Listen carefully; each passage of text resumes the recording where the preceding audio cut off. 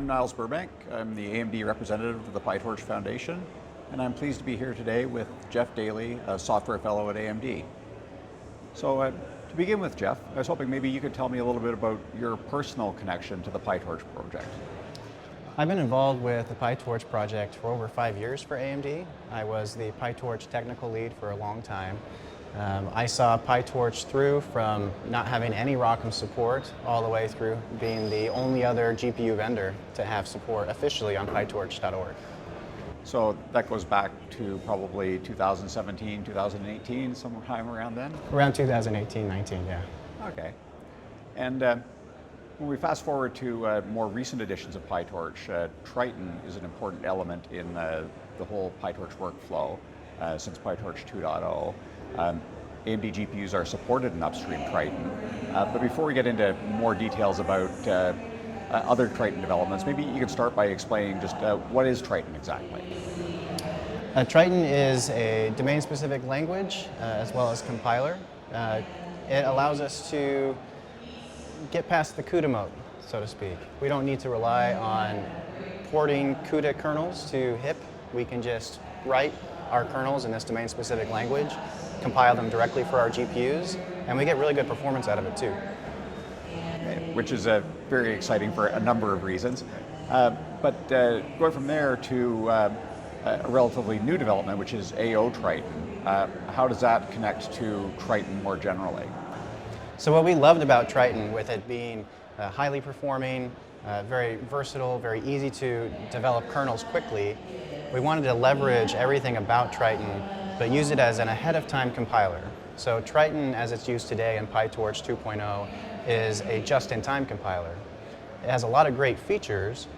The compiler is very advanced. We wanted to use that, but be able to produce a C++ library that could run GPU kernels in eager mode PyTorch. So the big distinction between PyTorch 2.0 and what came before is eager mode versus compiled mode.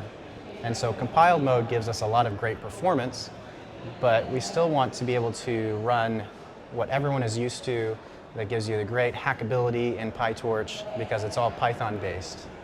So just to make it explicit, somebody who's new to PyTorch and coming from some other part of the technology world, has some experience with Python, is probably going to use eager mode by default, right? Absolutely, correct.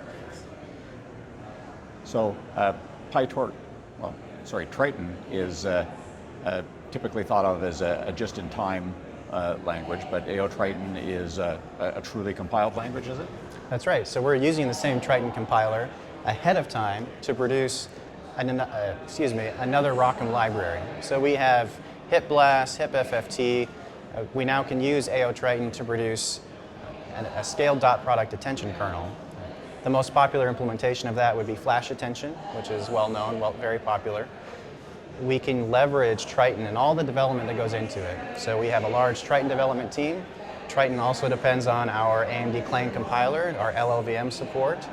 All of that expertise that went into all of that groundwork, we can now leverage to produce a math library using developer resources to write Triton kernels, which is very quick, easy to do, and it can generate that code for us. And now we can use C++ to tie this SDPA kernel, scale.product attention, flash attention. We can use that in a library form within PyTorch in eager mode. We can actually take that library and use it somewhere else, maybe TensorFlow. And you mentioned a couple of AMD's other math libraries, HipBlast, HipBlast-LT, and I know that AMD devotes a lot of resources to making sure that those libraries are optimized for new models and new shapes of math problems as they emerge. Is there a potential for AOTriton to offload some of that library optimization work, do you think? I think the aim of AOTriton, as it was written, was to be modular and extensible. So we could target other kernels that we would like to see as a compiled library. But the HipBlast team and HipBlast-LT, I don't think AOT would supplant that at all, no.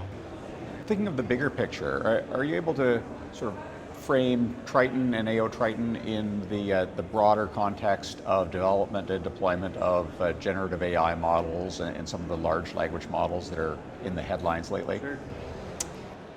I think one of the popular models would be stable diffusion.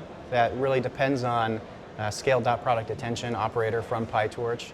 We have a number of customers and users clamoring for flash attention support. We seem to be asked almost every day, when are you going to have flash attention? And AOTriton was our solution for that. We have many different teams working on flash attention at AMD.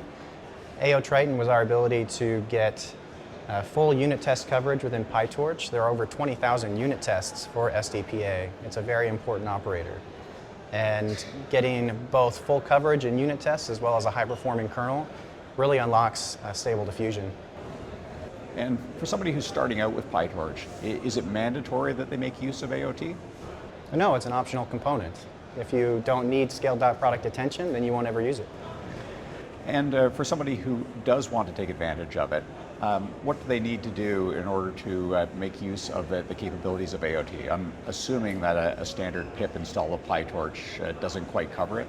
Actually, a pip install of PyTorch, if you install the nightly wheels today, or the version 2.5 that'll be coming out soon, that has our SDPA implementation through AOTriton already part of PyTorch. Okay, well, it doesn't get much simpler than that then. So, what's in store for the future of this type of technology? We continue to see performance opportunities for us within AOTriton. So for the flash attention implementation, we work closely with other teams within AMD, the composable kernels team. They have an implementation of flash attention as well. Whatever they learn about making that kernel run faster, we take those learnings and implement it within AOTriton as well. So this is benefiting both Triton as a technology as well as AOTriton to have a fast flash attention implementation. And most of AMD's work, well, almost all of AMD's work actually in the machine learning space is built on open source. Are we open to having experts from outside AMD contribute to any of these projects? The community is already engaging with us using GitHub issues for the open source AOTriton project. They're already asking questions about how can we benchmark it on these other GPU architectures, how can we improve it, and how can we get additional kernels added to that project. So for someone who's interested in contributing, GitHub is the best way to engage? Absolutely. We love to respond to issues as quickly as possible. And more generally, for somebody who wants to learn more about the technologies, where's the best place for them to start? GitHub.com/rockem/AOTriton. That's the landing page for our repo. It has lots of readmes and a great place to get started. Okay, great. Just in closing, anything else around PyTorch generally, or Triton or AOTriton that you feel is important for our audience to be aware of? I have enjoyed working on PyTorch for so many years. It is such a fast-moving technology. I love to see the community engagement. We are always focused on not just feature parity, but also performance parity with any incumbent or other software or hardware vendors. So it's moving quickly, it's exciting, and we always want to be on the bleeding edge. Well, thanks for your insights, Jeff, because I know I personally, despite being pretty involved in this at AMD, have learned quite a few new things just in the last few minutes. So, Thank you, thanks. absolutely. My pleasure.